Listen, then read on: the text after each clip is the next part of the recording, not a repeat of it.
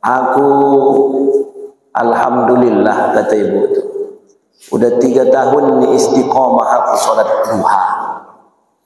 Selama 3 tahun nih dah istiqomah ibu tuh sholat duha. Tapi tak sembuh-sembuh asam uratku, katanya. Iya, udah 3 tahun aku sholat duha, aku minta sama Allah supaya sembuhlah asam uratku ini, enggak juga sembuh-sembuh. Jadi dalam hatinya aku rasa yang tak sempurnalah nikmat yang Allah berikan ini. Padahal kalau maunya, kalau mau dia dah pula kan, maunya kalau sudah sholat duha awak 3 tahun, maunya sembuhlah pula asam urat. Ini udah 3 tahun sholat duha enggak juga sembuh-sembuh asam urat. Macam mana ini Ustaz, kata. Terakhir bilang sama ibu yang sholat duha 3 tahun tuh, ya, bahwa nikmat yang Allah berikan sama dia boleh jadi bukan kesembuhan terhadap asam uratnya, tetapi kenikmatan yang Allah berikan sama ibu itu adalah kenikmatan bisa istiqomah sholat duha 3 tahun. Iya, Pak. Bisa sholat duha 3 tahun, kenikmat itu dah, Pak.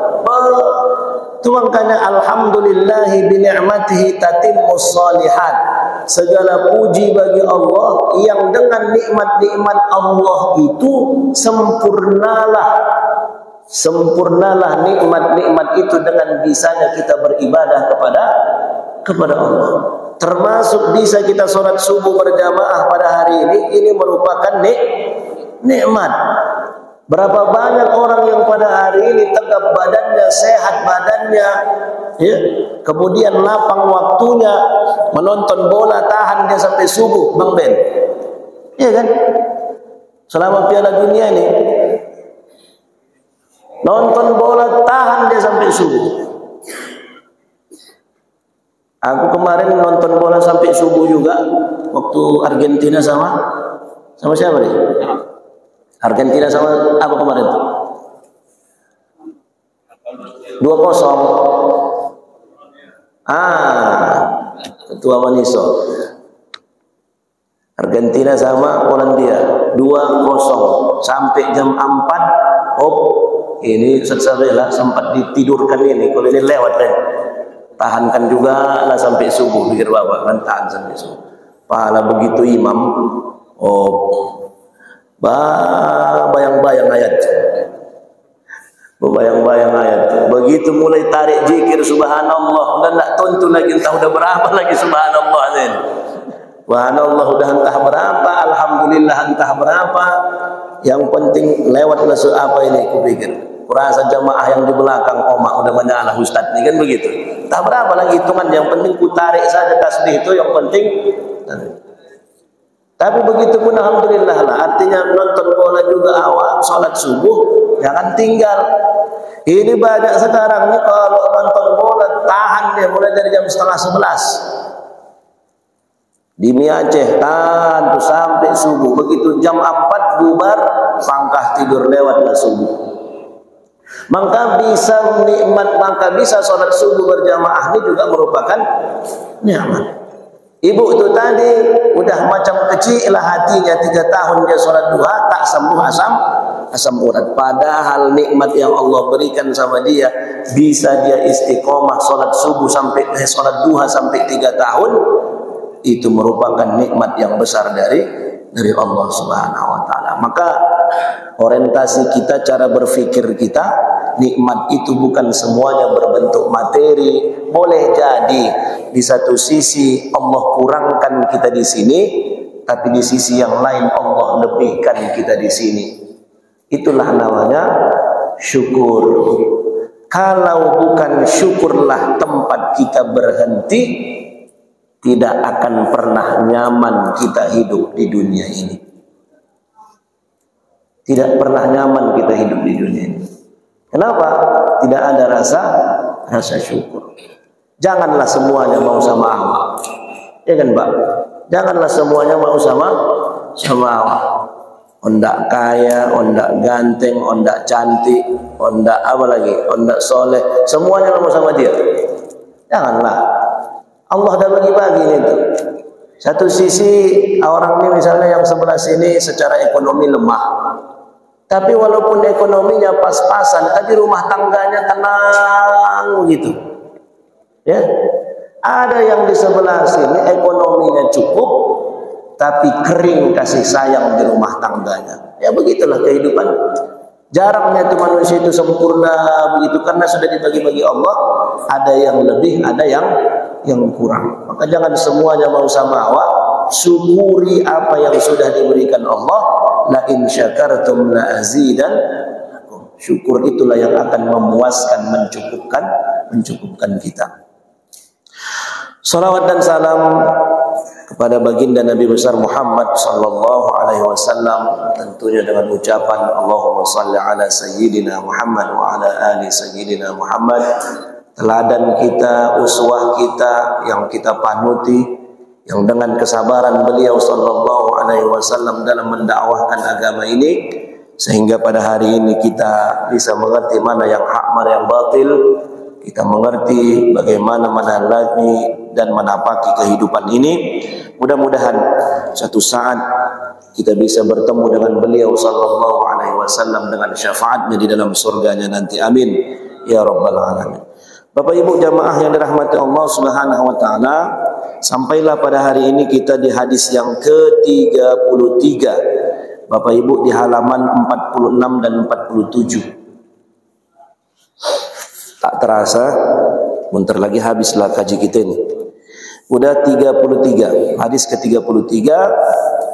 Judulnya dasar-dasar hukum di dalam Islam. Ya, kalau kaji kitab pertemuan yang lalu, la doror wala diror, tidak boleh memberikan bahaya dan tidak boleh mendatangkan bahaya. Baik, an Ibni Abbasin radhiyallahu anhuma, dari Ibni Abbas, anaknya Abbas. Dari Ibni Abbas, siapa ini Ibni Abbas ini? Nama aslinya Abdullah. Abdullah ini anaknya Abbas. Radhiyallahu anhuma, semoga Allah meridhai mereka berdua. Kenapa mereka berdua? Karena Abdullah dan Abbas ini adalah paman Nabi, dua-duanya adalah Muslim, sahabat Nabi sallallahu alaihi wasallam.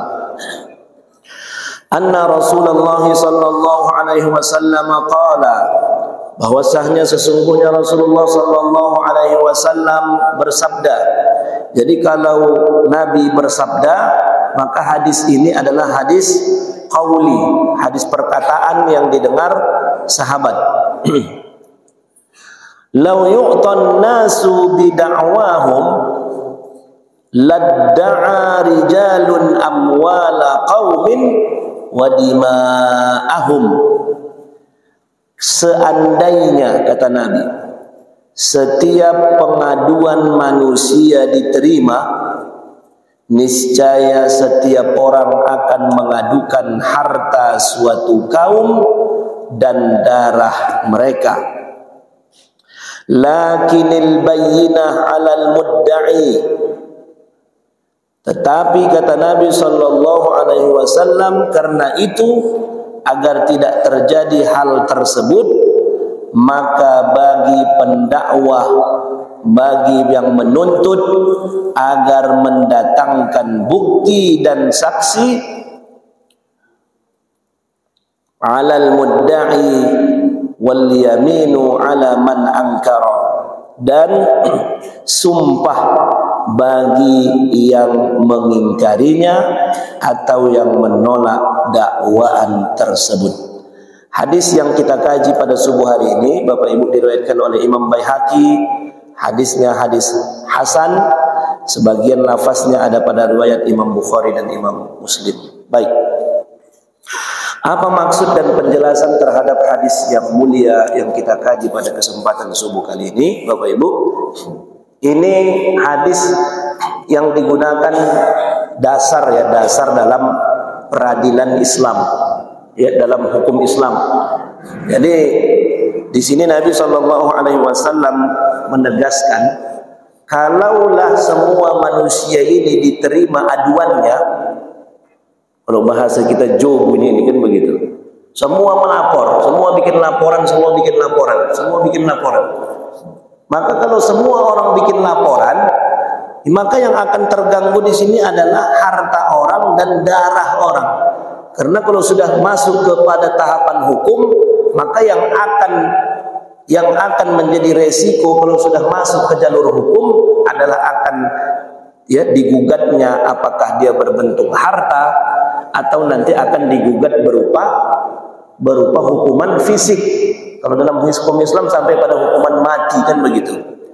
Maka kata Nabi SAW, kalaulah semua aduan-aduan ini diterima, maka akan menyebabkan kerusuhan. Semua mengadu, semua bikin laporan. Maka Nabi SAW mengikat terhadap peradilan Islam ini, hukum-hukum Islam ini adalah al-bayyinatu 'alal mudda'i, maka orang yang menuduh, orang yang melapor, orang yang buat laporan, orang yang menuduh, itulah yang harus menunjukkan bukti. Datang dia bikin laporan, pada saat dia membuat laporan itu, Bapak Ibu, harus dibawanya bukti. Apa buktinya kau melaporkan kalau si fulan ini mencuri? Ini buktinya, Pak.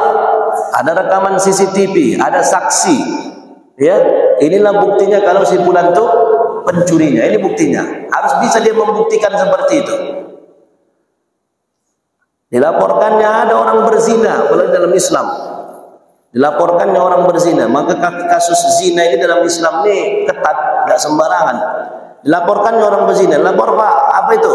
Aku buat laporan si fulan sama si fulanah, si A sama si B berzina. Apa buktinya? Apa buktinya dia berzina? Dalam Islam, untuk membuktikan seseorang itu berzina bukan tanggung-tanggung.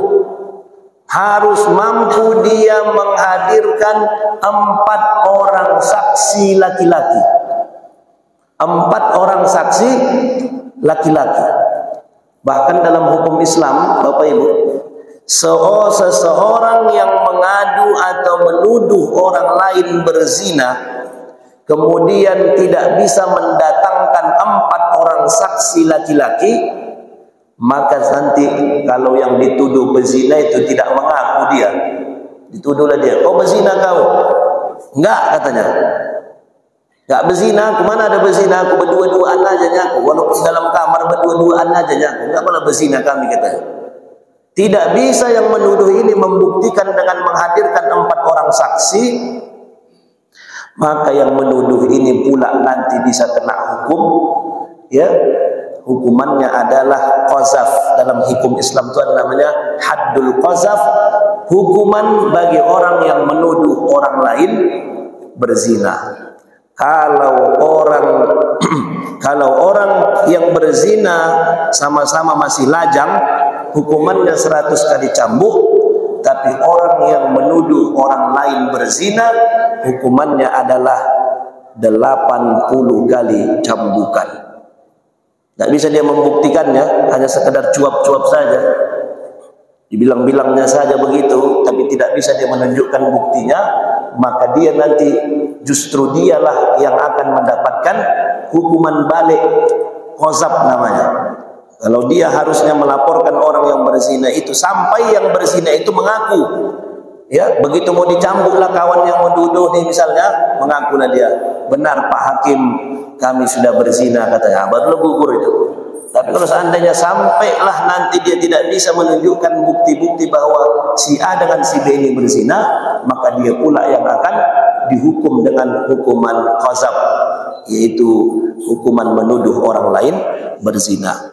Maka Bapak Ibu jamaah yang dirahmati Allah Subhanahu wa taala, beginilah sistem peradilan hukum di dalam Islam. Jadi hadis ini mengajarkan bahwa setiap kali kita punya masalah, setiap kali kita mendapatkan informasi, setiap kali mendapat berita, kalau itu terkait masalah hukum, maka sebaiknya sebelum kita menuduh sebelum kita melapor, ya, maka yang harus kita lakukan adalah siapkan alat bukti. Jangan berani-berani awak membilang orang lain sesuatu dengan apapun kalau kita tidak punya bukti. Kalau kita tidak bisa menentukan dan tidak bisa menunjukkan bukti, nanti jatuh hukumnya kepada apa, Bu? Kalau menuduh orang tak punya bukti, apa hukumnya, Bu? Fitnah. Ya, fitnah. Dan orang yang tertuduh itu tidak punya keharusan untuk menunjukkan bukti. Orang yang tertuduh itu tidak punya kewajiban menunjukkan bukti. Umpama dituduhlah dia misalnya membunuh atau mencuri. Kau mencuri kau, katanya kan. Yang menuduh ini nggak bisa menunjukkan bukti. Yang tertuduh tidak punya kewajiban untuk menunjukkan bukti. Aku tidak mencuri. Buktinya tengok CCTV, nggak ada aku di situ. Aku jam sekian, aku di rumah sama istri dan anakku. Aku begini. Dia tidak perlu sampai seperti itu. Hanya bagi orang yang tertuduh, kalau dia mengingkari bahwa dia misalnya tadi tertuduh mencuri, kemudian untuk menguatkan bahwa dia tidak melakukan itu, maka dia, kata Nabi SAW, harus bersumpah.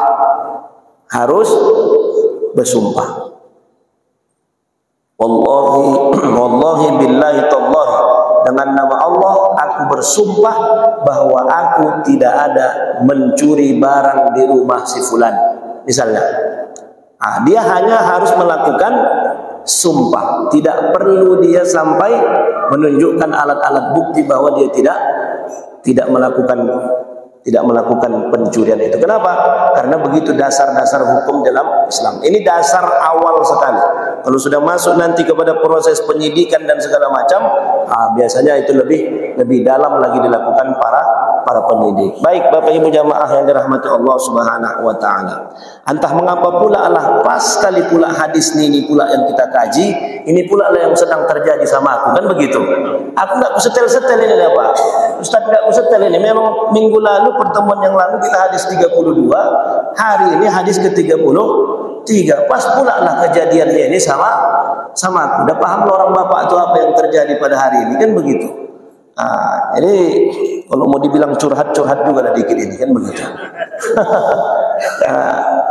Jadi Bapak Ibu jamaah dirahmati Allah,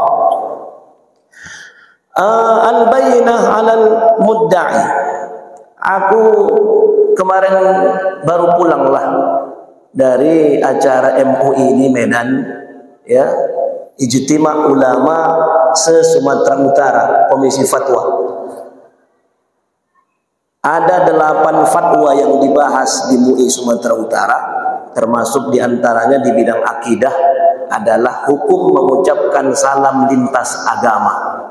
Sekarang nih Bang Ari, kan pejabat-pejabat kita kan begitu Ustaz. Assalamualaikum warahmatullahi wabarakatuh. Salam sejahtera untuk kita semua.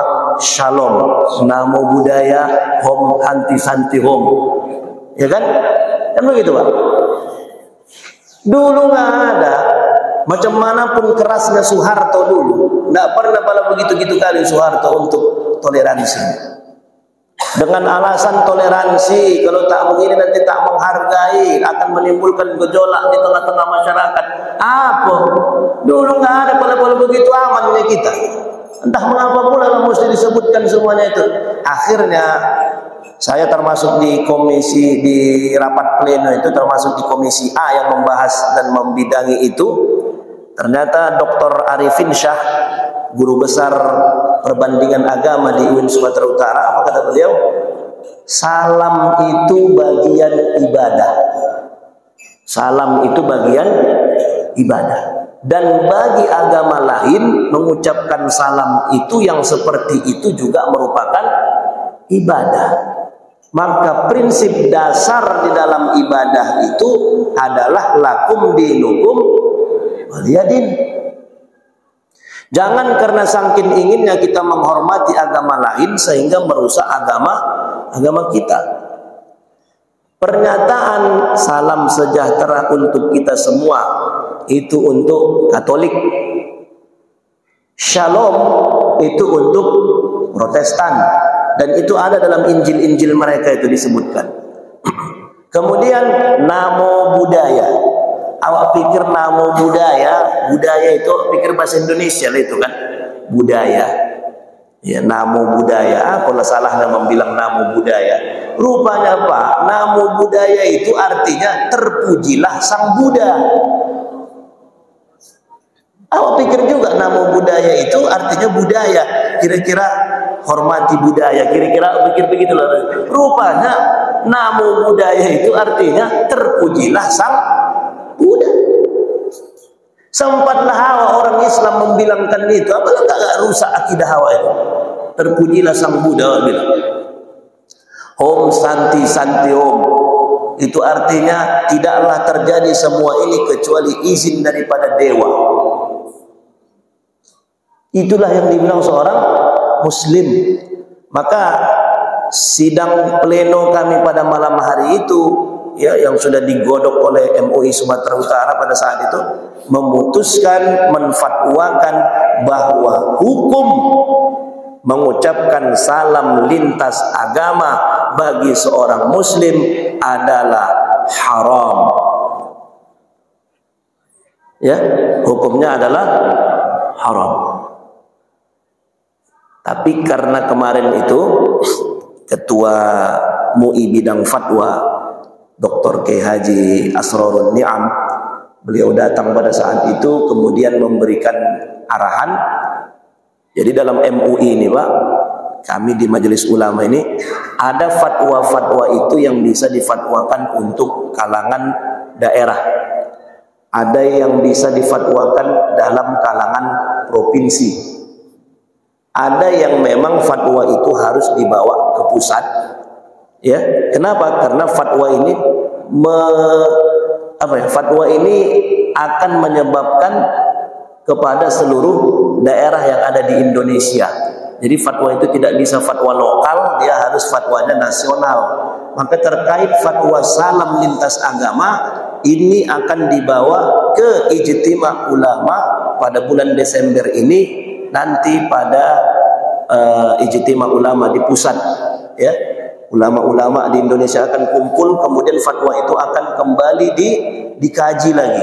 Tapi kalau MUI Sumatera Utara sudah merekomendasikan bahwa hukumnya adalah haram, tinggal nanti dibawa ke pusat, tinggal ulama di pusat lah nanti akan mempertimbangkan dan mengkaji kembali, ya, bahwa fatwa dari Sumatera Utara ini akan dijadikan bahan untuk memutuskan secara nasional. Tapi kalau dari Sumatera Utara sudah jatuh hukumnya haram. Ya, makanya tak malah perlu. Terkadang berapa bijinya lo orang Buddha di situ, 2 bijinya. Hanya gara-gara 2 biji itu kemudian dibilangnya namo budaya, terpujilah Sang Buddha. Enggak. Kalau dulu seingat saya paling Assalamualaikum warahmatullahi wabarakatuh, selamat pagi, kan begitu. Nah, ini pula semua tidak disebut-sebut supaya dibilanglah toleransi, bilanglah tidak malah perlu gitu. Iya kan Bu? Itu termasuk fatwa tentang itu. Kemudian di bidang akidah ada lagi fatwa tentang Imam Mahdi.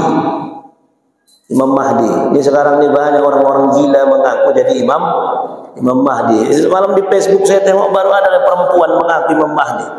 Iya, uak-uak pula itu dan nenek-nenek mengaku Imam Mahdi. Kalau kalian tidak mengakui saya sebagai Imam Mahdi, maka akan terjadi bencana. Botimon. Ya. Gara-gara nggak mengakui dia, katanya datang bencana. Nggak pun ada dia memang adalah bencana, kan begitu. Cuman begitulah pula, yang gila lah pula manusia. Mengaku Imam Mahdi, maka setelah difatwakan, ya, Imam Mahdi itu adalah memang ada dalam Islam, tetapi ciri-cirinya sudah ditentukan oleh Nabi SAW. Banyak diantara ciri-ciri Imam Mahdi, ya.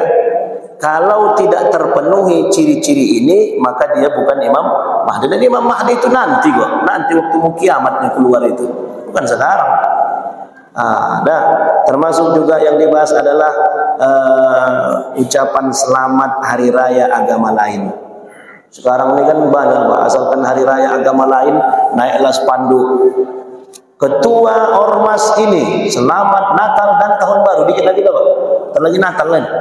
Semua ormas, ya, padahal ketuanya itu Muslim, tapi dengan alasan kita kan OKP, kita kan ormas, anggota kita kan ada yang non Muslim begini. Akhirnya apa? Dinaikkan dalam spanduknya, ada foto dia di situ, gambar lonceng-lonceng sama Sinterklas, selamat Natal dan Tahun Baru. Macam mana hukumnya itu?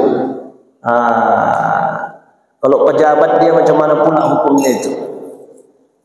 Ini pun kemarin kami di komisi, kalau di MUI Sumatera Utara, ya, kalau dia mengucapkan selamat Natal itu dengan keyakinan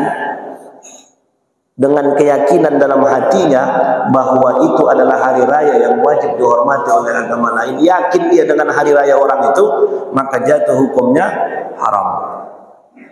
Ya, jatuh hukumnya haram. Tapi ini pun kembali masih menjadi wewenang dari pusat, MUI pusat, tapi rekomendasi dari Sumatera Utara hukumnya adalah banyak lagi, ya, 8 termasuk fatwa tentang hukum menutup jalan, kemudian kalau ada pesta, kemudian hukum membongkar masjid yang masih bagusnya masjid itu bongkar total, bikin masjid yang baru. Ini kan banyak sekarang begini, Pak. Disinilah agak kelemahan kita sebenarnya. Akhirnya apa? Pertumbuhan masjid kita lambat, sementara pertumbuhan gereja kencang. Kenapa? Kita sibuk renovasi, sementara mereka sibuk membangun.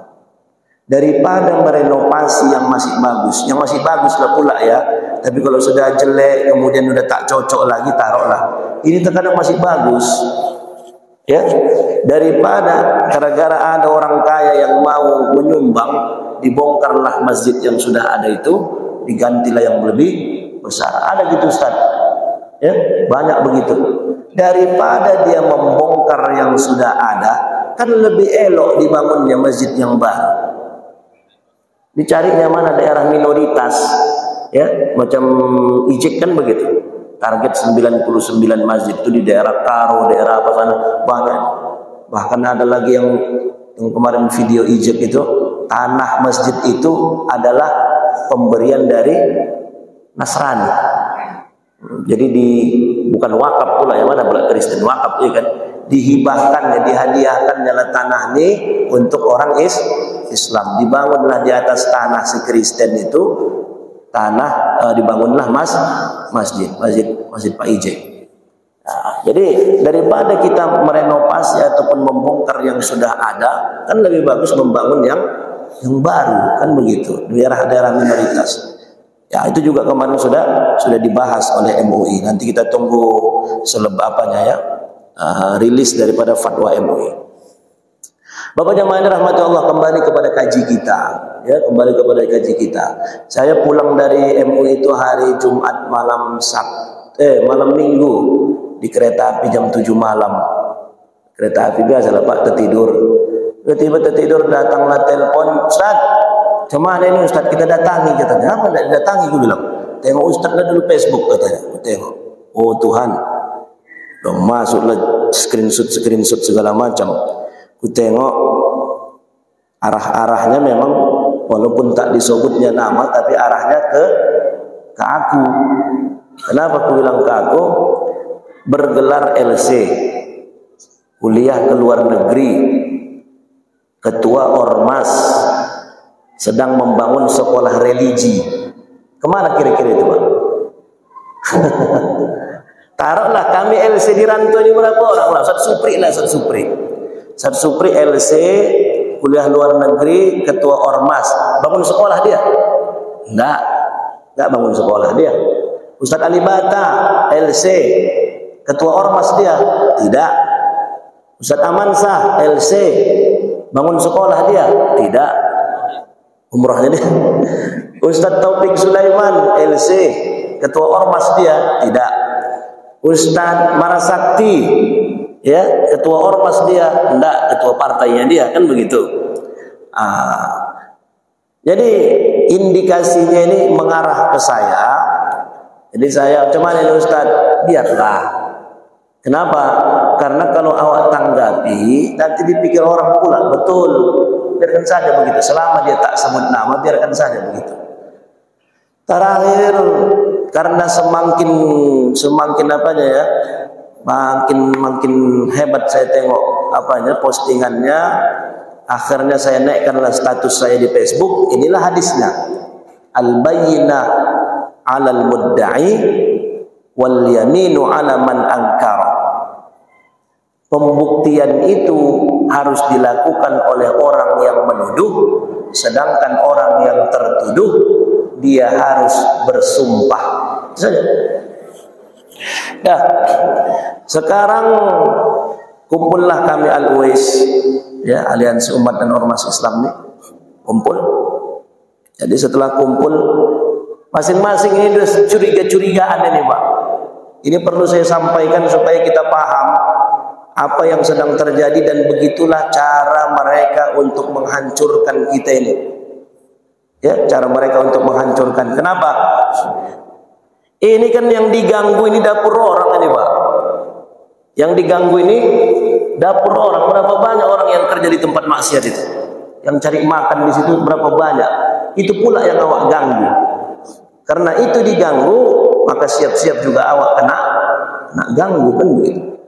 Akhirnya ditebarlah isu, ditebarlah fitnah bahwa pemilik tempat maksiat sudah membagi uang 150 juta untuk 13 ustadz dan 13 NMAX.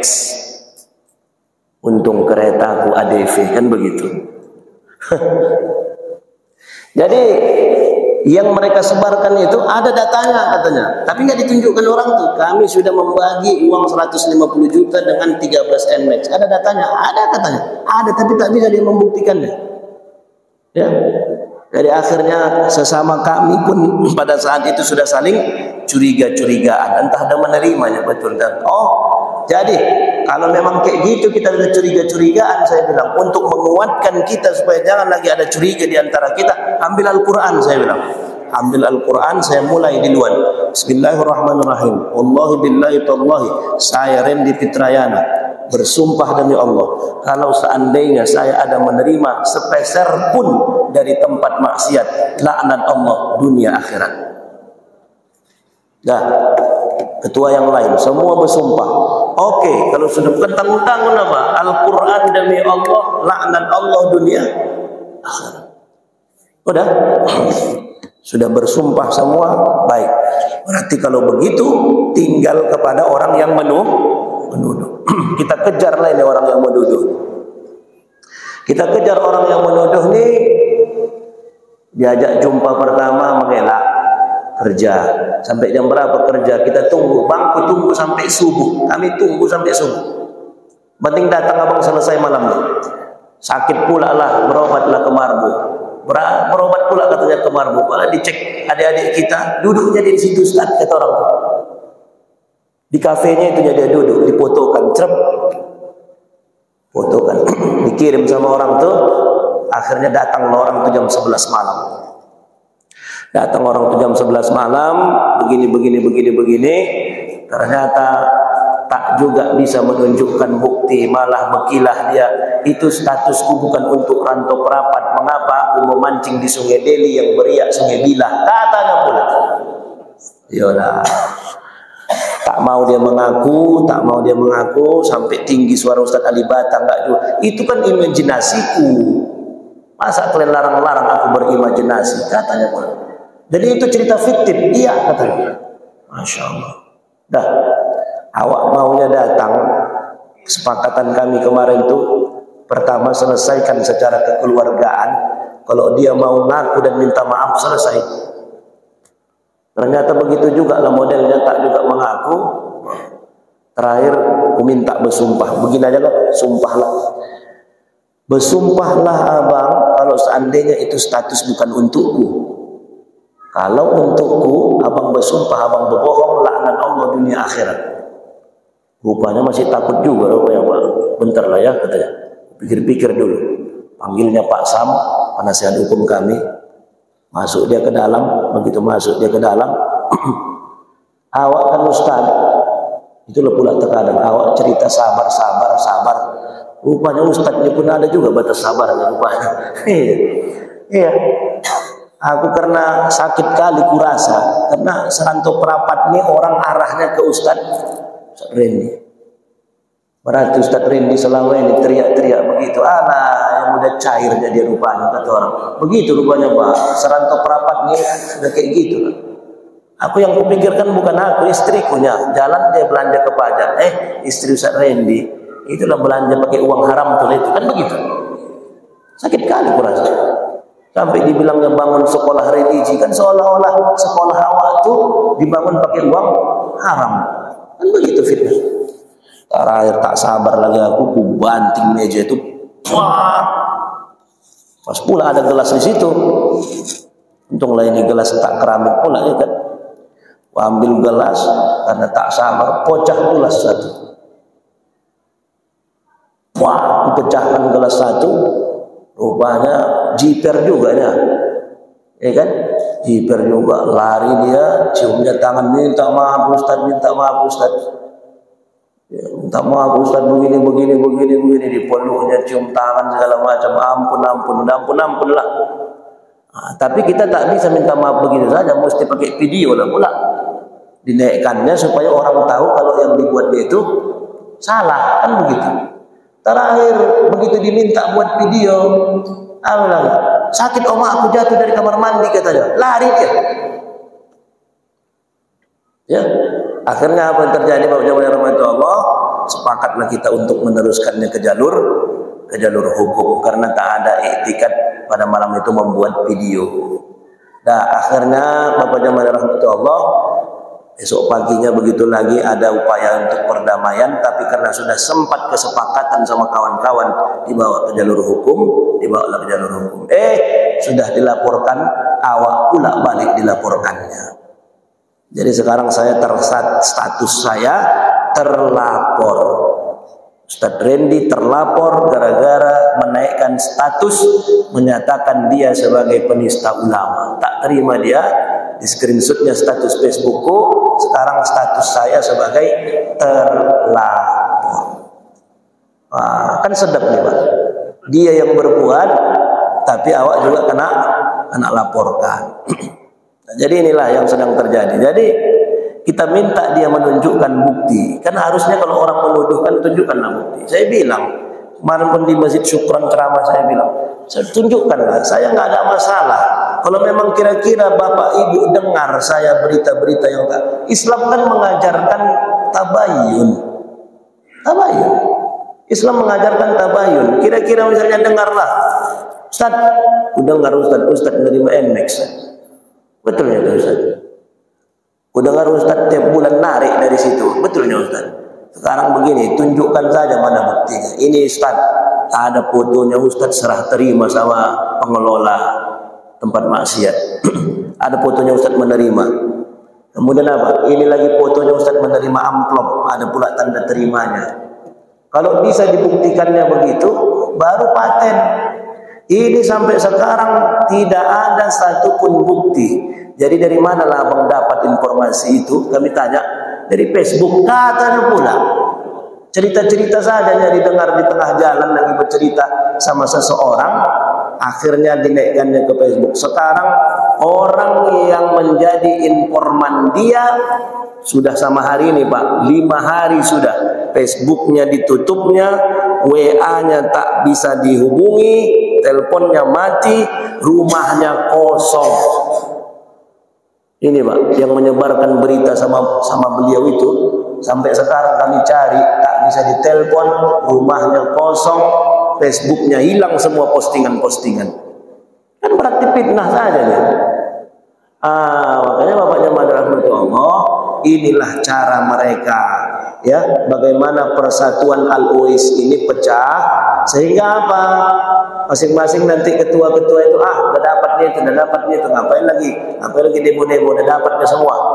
Kemudian ustadz-ustadz yang berjuang di situ pun dirusaklah namanya, supaya apa? Nanti kalau bercakap lagi ustadz tuh, ustadz tuh cakap-cakap saja, ajaknya orang demo, dia yang narik, kan begitu. Akhirnya nggak mau lagi orang. Itulah yang mereka buat ini sekarang ini supaya rusak.